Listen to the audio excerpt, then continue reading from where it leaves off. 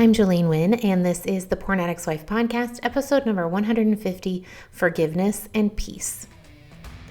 I used to think of myself as the wife of a porn addict, but I do not think of myself that way anymore, and you don't have to either. In this podcast, I am going to teach you how to manage your mind and your emotions so that you can stop living your life around your husband's pornography addiction. I am going to teach you how to stop being the victim and how to conquer his pornography addiction, even if he never does. I'm Jolene Wynn. I am a certified life coach, and I am a member of the LDS faith and the wife of a former porn addict. And this is a podcast for the Porn Addict's Wife. Hello, my ladies. How are you? I feel like I have talked to you guys a ton this week because if you haven't noticed, I dropped a bunch of bonus podcast episodes. So one of them was a conversation that I did with my husband about how to forgive yourself from a pornography addiction. It was so good. And I'm always so happy when he comes on. Those are always y'all's. Those are always everyone's favorite podcast episodes, are the ones that I do with him. So I'm trying not to take that personally, but they're actually my favorite too, so I don't blame you. So you guys can go back and listen to that. If you guys are subscribed to the podcast, then it'll just automatically show up on your feed. So you can just go to your podcast app where you listen to the podcast and you can hit subscribe, and it will automatically show up. So this one we dropped on Wednesday, I think, was a conversation that I did with Rob, and it was awesome. He's always very, very vulnerable and honest about what all of this process has looked like for him. And I've done a lot of bonus podcasts with him. So if you guys go back and you just look through, you guys can see where I've done a lot of conversations with Rob. I've talked to him about sexuality and about lying and about temptations and triggers and our story and depression and just all of these other things. And so you guys can go back, and I would encourage you to listen to him. Just even out of curiosity, just to hear more of our interaction and to know our story more, but also it might give you a better idea, a little bit of what might be going on for your husband. So obviously he's not exactly like everybody, but it might give you just a little bit better understanding of what is going on with your own husband. And then I also did a bonus podcast that I released on Thursday, which is called Why You Haven't Forgiven Him Yet. And in that one, I was talking about all the answers that y'all gave me from Instagram. I did an Instagram poll where I asked you guys, why haven't you forgiven him yet? And you guys gave answers, and I'm responding to those answers. So I'm sharing some of those answers and responding to them. And so if you're curious about what are some other people's reasons for not forgiving their spouse yet, or if you want to hear those, you can go listen to that one. And then I also dropped the second part of Monica's transformation story. Okay, you guys, a year and a half ago, I did an interview with one of my clients, Monica, and we interviewed her in two parts because her baby was there. And so we had to cut the interview short and finish it later. And it just got lost in the side. It just got lost to the side of, I never released that second part of our conversation, and it's so good. And I finally got to it. And I've had so many of you guys email me and say, where is the second half of Monica's story? And I finally dropped it yesterday. So you guys, if you are subscribed to the podcast, you guys have just been hearing me all week. I feel like I've been talking to you guys, and I'm just so excited to be talking to you guys again today. I hope you guys had a great week. Our week was pretty standard. I was actually really sick this week, so that was kind of a bummer, but we just had regular life, and my daughter had a birthday party that she got invited to, which I'm always impressed by people that do birthday parties. I don't do birthday parties. I find them exhausting, not only because you have to plan and have other people's children, and then there's like all of the things you're supposed to do, and the cake and the presents and the activities that you're supposed to come up with, and like a theme, and you're supposed to be entertaining and all of these things, but also because then it's like, do the parents stay? Do they not stay? Because otherwise you're just babysitting, which is fine, but like not my favorite. So anyway, we don't do birthday parties. We never have. But then my kids started going to school, and then they got invited to birthday parties. They were like, Mom, did you know that there are people that throw parties on their birthday? And I was like, no way.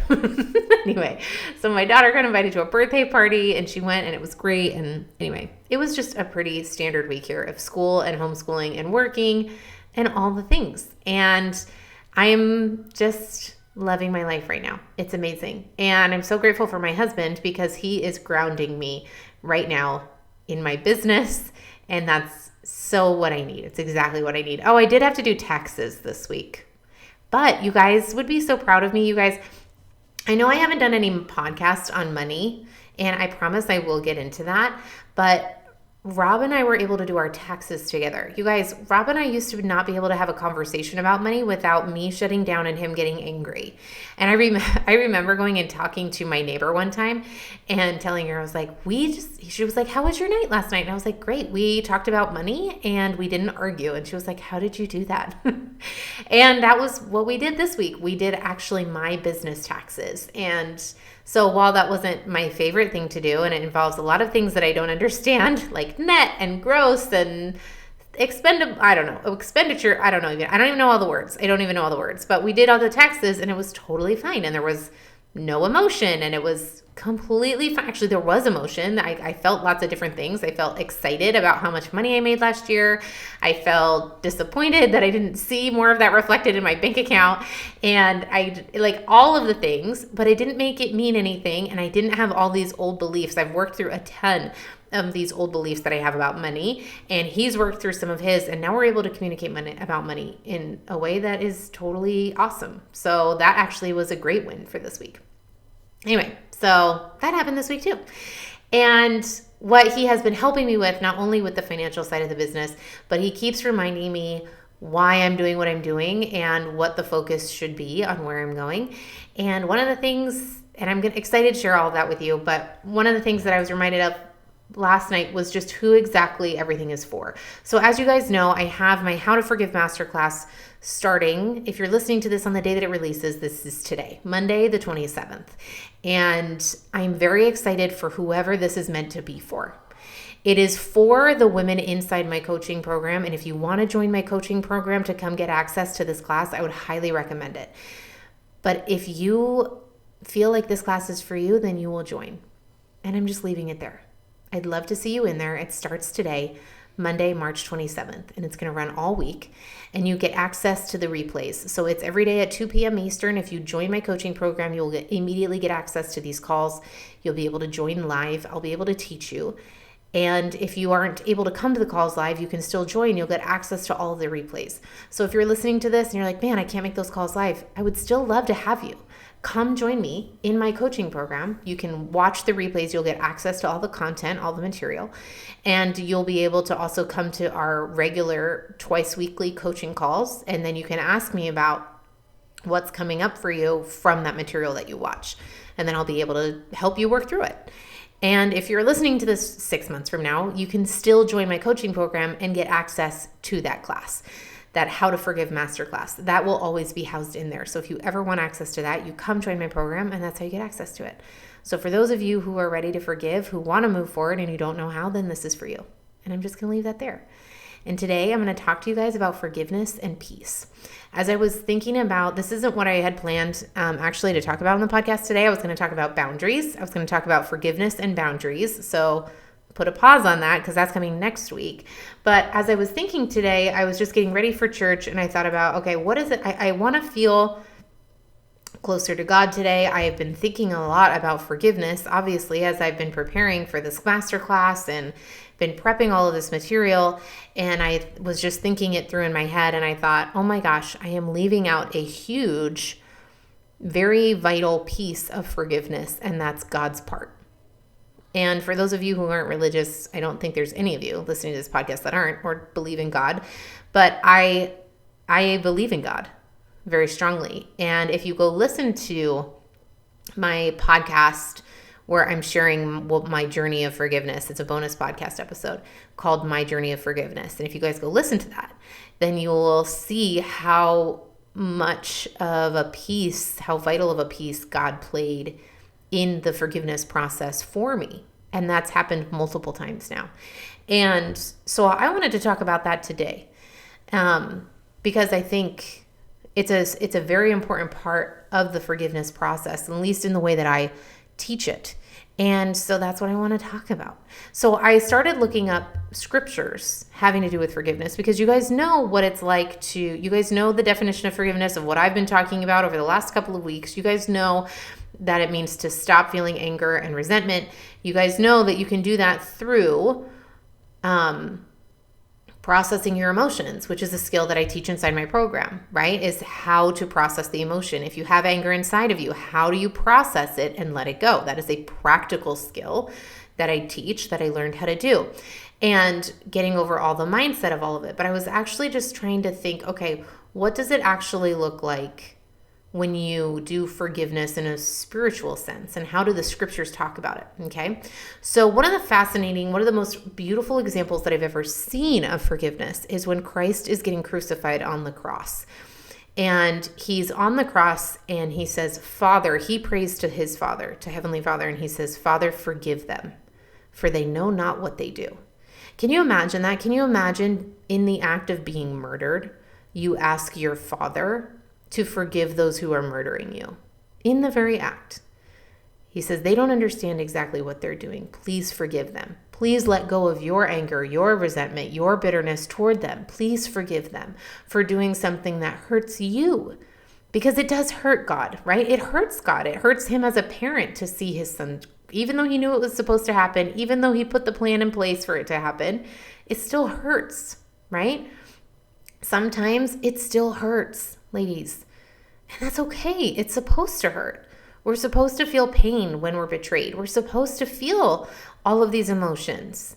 God created all of our feelings. He's not upset that we feel them. He's not upset that you feel anger and bitterness and resentment, but you're the only one that stays hurt when you don't let them go, right? So Christ, even in the act of being murdered, forgives the people who are doing it. He has compassion for them. He doesn't feel anger and resentment and bitterness toward them. He doesn't hold on to that. And then he even asks God to forgive them. And this is what I found so fascinating as I was reading about forgiveness today. In our scriptures that we use, they have like these kind of like a kind of a glossary, kind of a guide by topic. So I just looked up forgiveness, and it said we should pray for strength to forgive those who have wronged us, and we should abandon feelings of anger, bitterness, or revenge. And I was like, boom. If anything was validation that I have been teaching something that is correct, this is it. Because as you guys know, I've been saying forgiveness is to stop feeling anger and bitterness and resentment and pain and all those negative emotions, right? That's what forgiveness is. And that's what this says too. We should abandon feelings of anger, bitterness, or revenge. Now, here's what's fascinating. I love the word abandon, because to me, that's very different than stop. So I just love the visualization. If I think of something that I'm doing, right, then I stop doing it, right? And that's what it says. Stop feeling anger and resentment. That's the definition of forgiveness. To stop feeling anger and resentment, to stop doing it, to immediately cease. But to me, abandoning something means almost pushing it aside. It's much more aggressive in an intentional kind of way.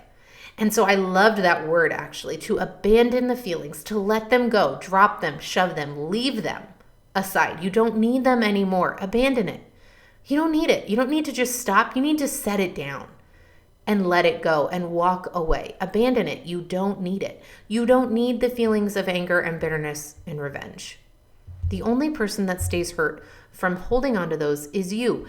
Meaning you're the only one that keeps that physical hurt. Now, here's the problem with bitterness and revenge and anger and pain. Those come out. They have a ripple effect. When we harbor bitterness, it has a ripple effect. It comes out in your interaction with your spouse. When you're feeling bitterness toward your spouse, you're going to talk to him differently. You're going to interact with him differently. I talked about this last week on the podcast. I was kind of giving like clues that you might still be feeling resentment. Right? You keep score and it comes out really snarky and sarcastic and you're just not kind. And that has an effect on your relationship, right? So in that way, yes, it does affect you and somebody else. But the person who feels the hurt, feels the bitterness is you, right? So in this scripture guide, it says we should also look for the good in others rather than focusing on their faults and magnifying their weaknesses.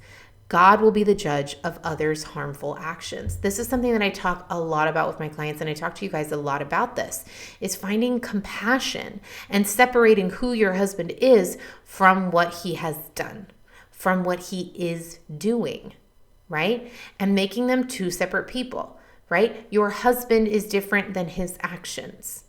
In the same way that you are not the sum of your worst mistakes, of your worst behavior. Your husband is also not the sum of his worst mistakes. When you add up who a person is, it's not just a list of all the bad things they've ever done, of all the mistakes they've ever made, even if they continue to do them. That's not who the person is. They're much more than that. That was actually something I really appreciated about Monica's story. Going back and listening to the second half of Monica's story yesterday was so beautiful to me, because she talks about this, about seeing and remembering who she fell in love with, who he really is, and what that looks like for her in remembering this isn't all he is. Our brains want to make that all he is. And as I was thinking about forgiveness today in context of like God and spirituality, I'm so grateful that God sees us not just as the worst things that we've done, not just as our worst mistakes, but as really who we are. He sees us as so much more than that. And I'm so grateful, because otherwise we would all just be doomed. Right? None of us are perfect.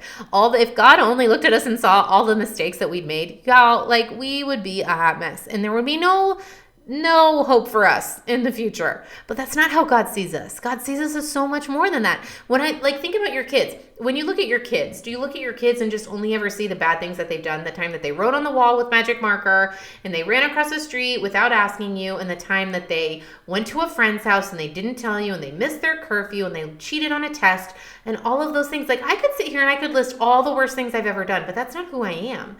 Those are mistakes that I've made, and they're actually not a true reflection of who I am today. Why? Because I've forgiven myself and I've let them go. But what we do unintentionally or intentionally is we hold on to those worst mistakes of other people in order to validate how we feel. We want to keep the anger and the bitterness and the resentment because we don't know what it would look like to let it go.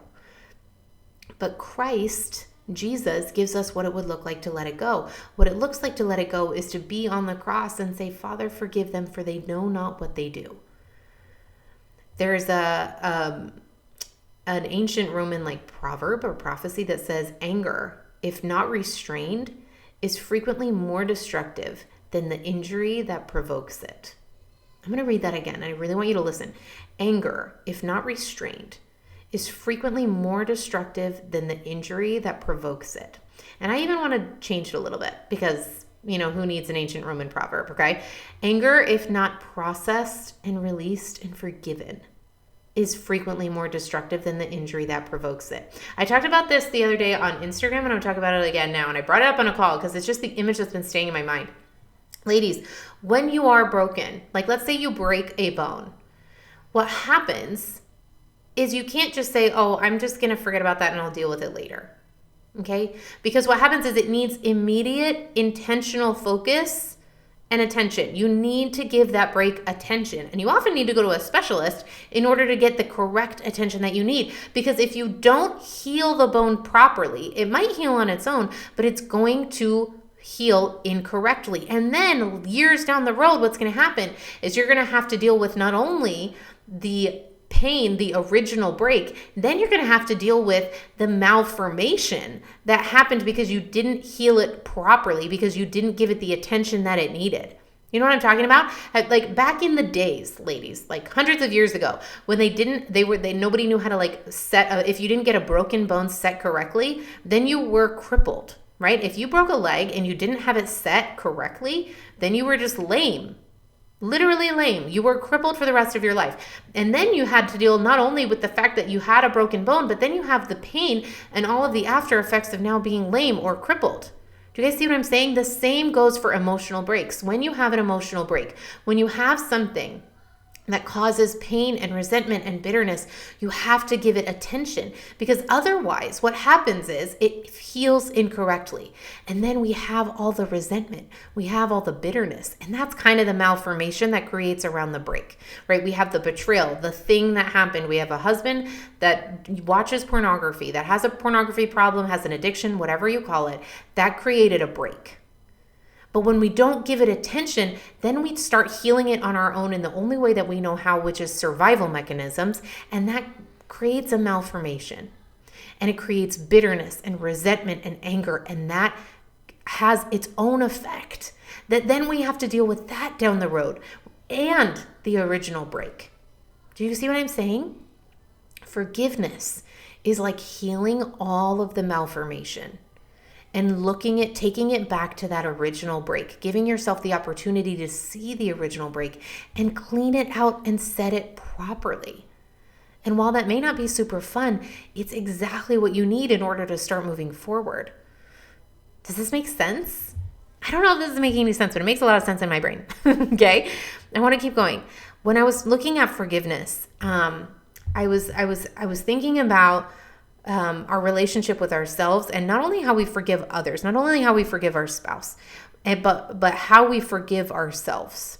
Because for me, I have felt God's forgiveness for me for mistakes that I've made in my life. I have forgiven my husband for things that he's done in his life and that have had an effect on me.